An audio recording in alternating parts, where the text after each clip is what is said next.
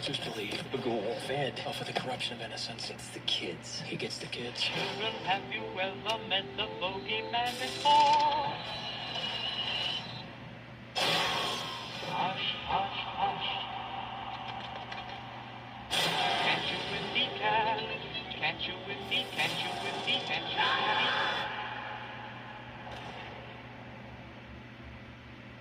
Sinister 2, rated R, August 28th. You should know goddamn better than that, man. I mean, come on. You see something in the distance, and then you flash your light back, and then you put it back on there, and there's the monster. Just like... Now you can see why this one doesn't have the same spark as the original Sinister does. But welcome to Time About the Movies, everybody. Today we are taking a look at the 3 films that make up August 21st, 2015. As the summer season comes to a close, and we are heading into the dumping months. The dumping month of late August, early September. Before we get to the Oscar contenders, the movies that the studios believe in, our first movie is not that film in particular, Sinister 2. So following the events of the first film, a different family, a mother and her 2 sons, move into a rural home that's marked for death. When the deputy from the first film learns that the family is next in line, to face the demon Bagul, he races before time to stop it and save it from the same fate. Now, the first Sinister movie worked because it was a great horror movie using old-school horror cliches, but being very clever about them. Having great characters you can relate to, genuinely effective scares that don't rely specifically on jump scares, pretty much everything wrong with every horror movie released today. And let's be perfectly honest, some of that is definitely in this movie as well.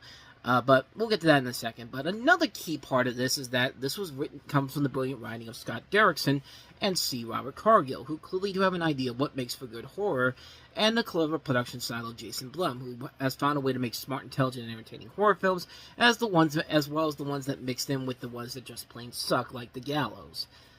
But here's the thing.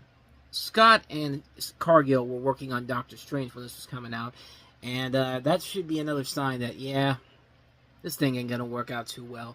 I mean, if you want to see a horror sequel with something that they created that worked, The Black Phone 2 is a perfect example of that, because, of course, they wrote that and directed it, and Scott Derrickson directed it, and they came back for the sequel, which is probably one of my favorite horror sequels of recent memory. I mean, Sinister 2 was not a big hit critically. It was a 12% on Rotten Tomatoes, which is a huge critical failure compared to the 62% from the first film. So does that make this movie as bad as everyone puts it out to be? I wouldn't say so. In fact, this is probably one of the better horror sequels that I'll say.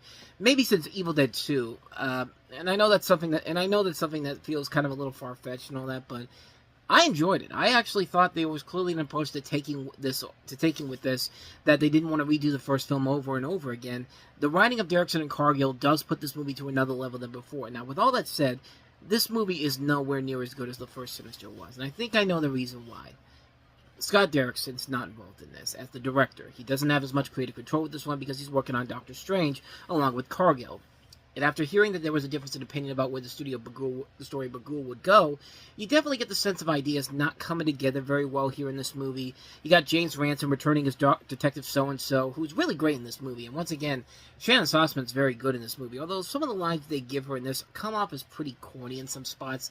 The kids are really good and definitely come off as very menacing in the best possible ways. And yeah, the scares in this go for more specifically jump scares, and yeah, compared to the first movie, which in the first film they worked because they were genuine old-fashioned ones, but in this one you definitely can tell they're the typical jump scares where you see them in the lousy horror movies, even to this very day, even as of 2026, you still get these horror movies that use the generic-ass jump scares. I mean, how many times have we seen a dark lobby and you see dark hallway and you see something in the distance, and then you move the flashlight away, and all of a sudden the thing is right in front of you. It's just like, how many more times are we going to do that? The main problem with Sinister 2 to me is that if they go for more of the typical lousy horror movie style instead of the different approach that the first film did. But to the movie's credit, it definitely does show a lot more effort and interest in expanding the universe, the story of the universe that most horror sequels do. I actually do want to really think about it. When was the last time you had a really good horror sequel? Evil Dead 2? I mean, if you want to talk about recent sequels, Paranormal Activities 2 and 3 are really good. The Final Destination movies are not bad. Scream 2 is a great sequel. I mean, I just named 5 sequels from when this was coming out that I could say are some of the best sequels out there.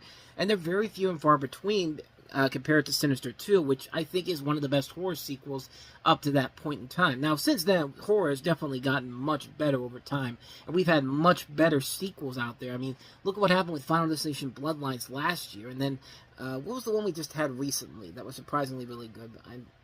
Well, Black Phone 2 is another one I just mentioned, but yeah, it has gotten better over time, but yeah, this one definitely is not as good as the first film, but you can definitely still see the effort being put into it to make it a worthy follow-up to such a great movie. A lot of it works, but a lot of it doesn't.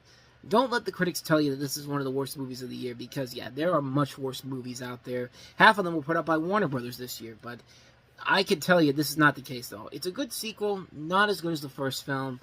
I mean, if you go into it with the right mindset, you can still have a good time with it overall. Watch it at your own risk. I'll say that, So with that said, let's go ahead and move on to our next movie, and that is a sort of sequel to Hitman, although Timothy Olyphant is not here. Neither is the director of this movie. Could they finally find some life in Hitman Agent 47? Gotcha. Why do they want to kill me? They want my DNA to build more of me. Why would anyone want more of you? Pretty crazy, huh?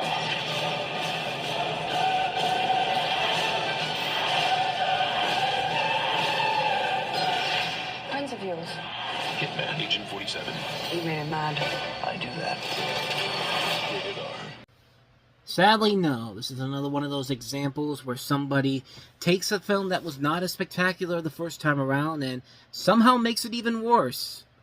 I don't even know how that's possible with a film like this, but then again, when you have the same writer of Skip Woods who wrote the first Hitman movie, yeah, that's probably not a good sign. And your director is a first-time director.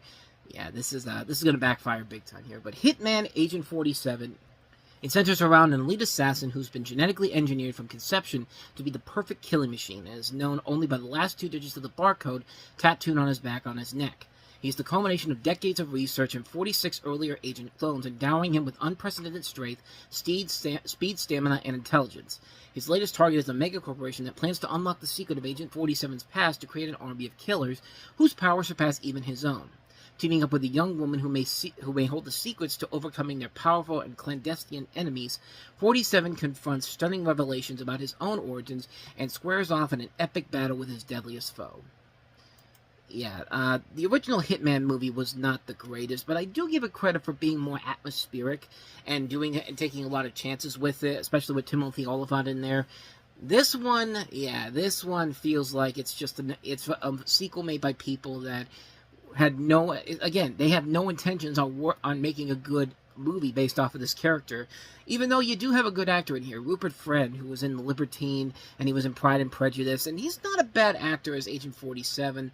Unfortunately, they're just not given a whole lot of material to work with here, and the movie is really boring, man. I mean, the original movie was at least trying, and at least worked on the visual scale, but this is just like, come on, man. Like, how do you make a movie this boring out of a character like this? It's not hard to make a Hitman movie good. Like, I mean, I'm sure there's somebody out there who can make this work, but keep in mind, this is also around the time when studios didn't really give a shit about making good video game movies based off the material. I mean, they just made them because, oh, they're popular with the kids and all that. And yeah, while we're a couple of years away from the turning beginning with the video game movies that's going to start with the Angry Birds movie next year, yeah, this is definitely one of those films that clearly was not made with the intention on making a good movie in general here. I mean, this is about as bad as Street Fighter: The Legend of Chun-Li. That's how bad this movie is. It's like, you took a movie that wasn't that great to begin with, and you somehow made it worse. Like, it's just like, it makes no sense whatsoever why they did this. It's just,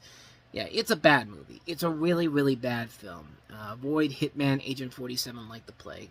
But hopefully someday someone will make a good Hitman movie out there, but it's not going to be anytime soon, I don't think. But anyway, let's go ahead and move on to our last movie that we have here, and that is American Ultra. A new kind of threat. It takes a new kind of agent. I just killed 2 people. I'm just gonna start pissing in my pants. I swear to God, I'm just gonna, start pissing. Whoa.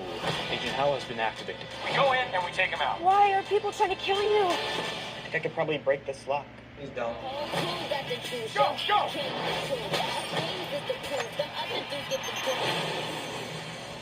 No, help me. American Ultra. Rated R. In theaters August 21st. So in this movie, you have a stoner played by Jesse Eisenberg, who is in fact a government agent. He's marked as a liability and target for extermination, but he's too well trained and too high for him to handle. Quite literally, because he's literally a stoner. Kristen Stewart co-stars as his girlfriend alongside Topher Grace, Connie Britton, Walton Goggins, John Leguizamo, and Bill Pullman. And the premise for this sounds like an incredible idea. A stoner assassin action comedy that sounds incredible, and you think this movie would take the premise and do everything they can to make it work. And does it do it? Yes and no. I mean, yes, because the concepts they do take with it are so cleverly handled in the way you expect it to do so, such as that great climax scene in the grocery store that comes close to the brilliance of The Equalizer's last action scene, which took place in a Home Depot. But I say also no, because the movie doesn't get to take full advantage of every possible situation they could have taken with this. Also, that's really where a lot of the faults come into the movie, because it goes into predictable cliches and uses them without doing nothing new or creative with them.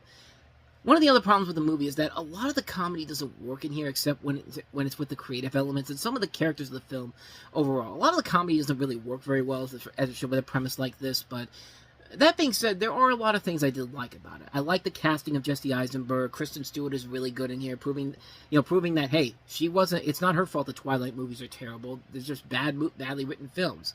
Connie Britton, I thought, was really good in this. Topher Grace surprised the hell out of me at how good he was. He actually had some of the funnier lines in here. Walton Goggins is maniacally brilliant as the laugher. John Leguizamo, Tony Hale, Bill Pullman each work very well with the material given to them. And the movie does keep it to a nice 3-act structure, and not having to force a long story to go with it, about 96 minutes long. It does get a story out of the way, and everything you need to know out of the way without feeling like you're sitting there for a long time. But it works. It's fine for what it is. It's a unique premise, but unfortunately it doesn't take the full advantage of the possibilities that they had to work with. But when it does work, it really does work. I think a movie like Pineapple Express, which has sort of the same plot, except it's just two regular stoners with no assassin training and any kind, so that makes the movie, I mean, it's more enjoyable than American Ultra is, easily. I still think this is a good movie, though, and I think it will have the potential to become a cult comedy hit decades from now, and it's got a lot of those things that's showing the potential for that to happen. Like, this is going to get starting to play more on DVD and Blu-ray in the next couple of years. Comedy Central, FX, FXX will probably play it down the road. I don't even think they actually did, but I mean, it may become one of those new modern-day cult films, but as of right now, I liked it, but there's no reason why you should rush out and see it. It's a fine movie. Don't expect Pineapple Express level quality, though. And thus, with all that said, we wrap up another episode of Time About the Movies. Next time we meet, we'll wrap up August with 3 more movies, including this year's Courageous, War Room, made by the same people who made Courageous. We also have Owen Wilson, Lake Bell, and Pierce Brosnan starring in the action thriller No Escape.